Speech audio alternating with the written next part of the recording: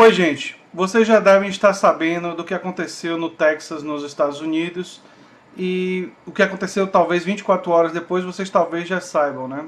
Um massacre envolvendo um atirador ultranacionalista, isso no Texas, que vitimou mais de 20 pessoas em uma cidade, El Paso, que é uma cidade com 81% da população de origem hispânica, e um massacre de motivação nativista, né? De motivação xenofóbica, e promovido com arma de fogo. E você talvez não esteja conectando isso com a discussão política no Brasil, mas na verdade esse episódio e outros semelhantes têm tudo a ver com a questão fundamental da democracia, tem a ver com corrupção e tem a ver com a questão, talvez a questão mais importante do mundo hoje em termos de democracia. Ou seja, eu vou explicar o porquê de eventos como esse acontecerem com tanta frequência nos Estados Unidos e não acontecerem em outros países, e como isso é fundamental para compreender a política contemporânea e as democracias, entre aspas, em países capitalistas, que na verdade são oligarquias. E nós vamos compreender melhor esses sistemas que na verdade têm mecanismos democráticos, mas que funcionam efetivamente como oligarquias, né? Se você chegou agora, o canal é a Nova Máquina do Tempo, eu sou André Teixeira Jacobina, aqui a gente fala de política, de ciência e de filosofia. Eu tenho uma sessão de diálogos e o Filosofia Popular, quero que vocês examinem o conteúdo. E se vocês gostam do que eu faço, se inscrevam, dêem um like, compartilhem e considerem se inscrever nas nossas outras redes sociais e no nosso Apoia-se. Links vão estar em um comentário fixado no início dos comentários. Nesse vídeo, eu vou trazer um artigo científico que eu publiquei na revista Saúde em Debate, que traz evidências sobre o que eu estou falando. Muitas vezes eu faço vídeos embasado em conhecimento científico, em que eu simplesmente coloco uma ou outra referência, mas nesse caso eu vou botar o meu próprio artigo e vocês podem conferir esse artigo em um link que eu vou colocar no comentário fixado, né? Eu não coloco mais na descrição, embora você possa colocar, porque isso tem impacto no algoritmo do YouTube, né? Bem, um atirador invadiu nesse sábado o hipermercado da rede Walmart, localizado no centro comercial de Cielo Vista, em El Paso, e matou ao menos 20 pessoas, né? De acordo com a agência de notícias Reuters, muitas pessoas atingidas pelo ataque estavam comprando material escolar. Nos Estados Unidos, o ano letivo começa entre o final de agosto e o começo de setembro. Menos de 24 horas depois da tragédia em El Paso, os Estados Unidos foram palco de outro massacre na madrugada de domingo em Dayton, no estado de Ohio. 9 pessoas foram mortas e outras 16 ficaram feridas quando o atirador abriu fogo no centro da cidade. Segundo o jornal The New York Times, o autor dos disparos foi morto pela polícia, né? E eu vou trazer agora esse artigo meu, artigo científico, para vocês refletirem sobre por que esse tipo de coisa acontece e qual é a conexão com a democracia, com a oligarquia e com, inclusive, a política brasileira. Vocês vão ver os paralelos. Então eu peço que vocês fiquem no vídeo que eu vou trazer. Oi, gente. O artigo que eu estou me referindo é esse aqui. O aparente paradoxo da saúde nas eleições estadunidenses de 2016, caminhos para a luta por direitos sociais. Um artigo escrito por mim, né? Publicado na revista Saúde em Debate. E aí, a revista Saúde em Debate, você vê aqui. Saúde em Debate. E aí a parte que eu quero que vocês vejam começa aqui. A democracia estadunidense seria uma oligarquia? E eu tenho a conclusão, eu vou pular direto para a conclusão central do estudo realizado na Universidade de Princeton, coordenado pelos professores Martin Gillens e Benjamin Page. A conclusão deles é essa aqui. Deixa eu ler para vocês.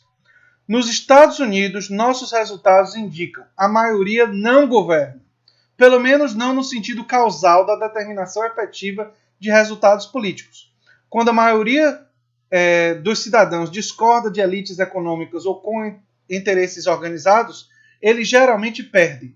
Além disso, por causa de forte posicionamento do status quo incorporado no sistema político dos Estados Unidos, mesmo quando grandes maiorias de americanos favorecem a mudança de políticas, eles geralmente não conseguem obtê-lo. E olha só o exemplo que eu cito. Podemos citar diversos exemplos que comprovam as conclusões dos autores.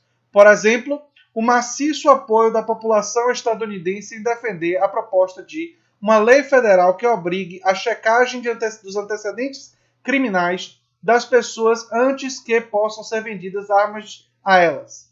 Uma pesquisa de opinião da Columbia Broadcasting System, New York Times, da CBS New York Times, publicada em outubro de 2015, indica que 92% da população é favorável a essa medida.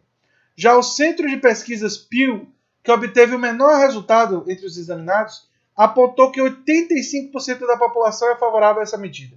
E todas as demais pesquisas feitas sobre esse tema, seja por universidade, seja por centro de pesquisa estatística, indicam semelhantes maiorias. E aqui eu coloco o link, vocês podem checar lá.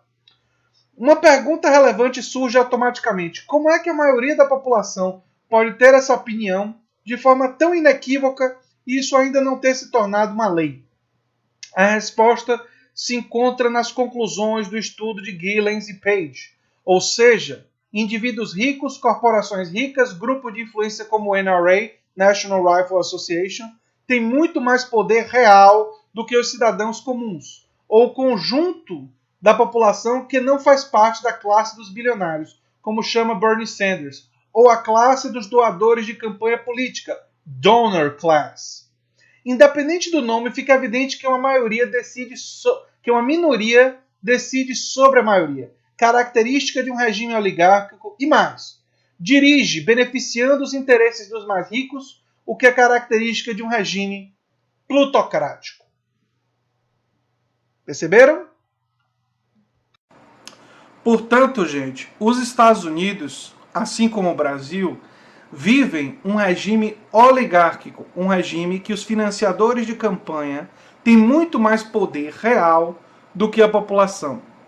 Quando eu aqui no canal, e vocês já devem ter visto eu fazer várias vezes, defendo a democratização da política, democratização dos espaços de trabalho, algumas pessoas talvez pensem que eu defenda isso simplesmente como uma ideologia e uma preferência pessoal. Tipo, o André acordou um dia de manhã e achou assim que mais democracia é mais legal.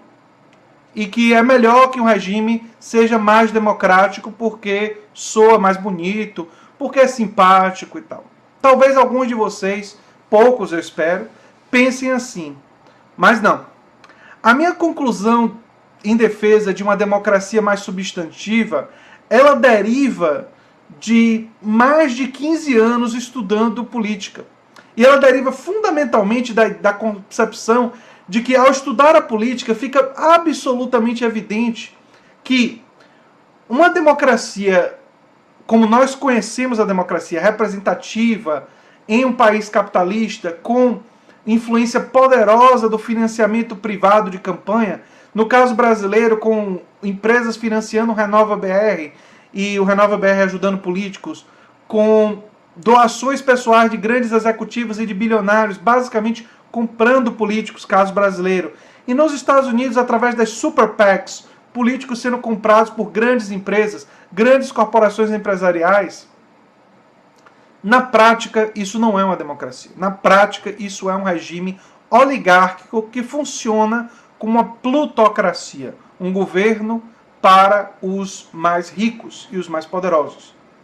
Então, a minha conclusão da defesa de uma outra democracia, ela vem do reconhecimento de uma realidade. A realidade é que o governo, de fato, corresponde aos interesses nas democracias capitalistas a interesses predominantemente dos mais ricos.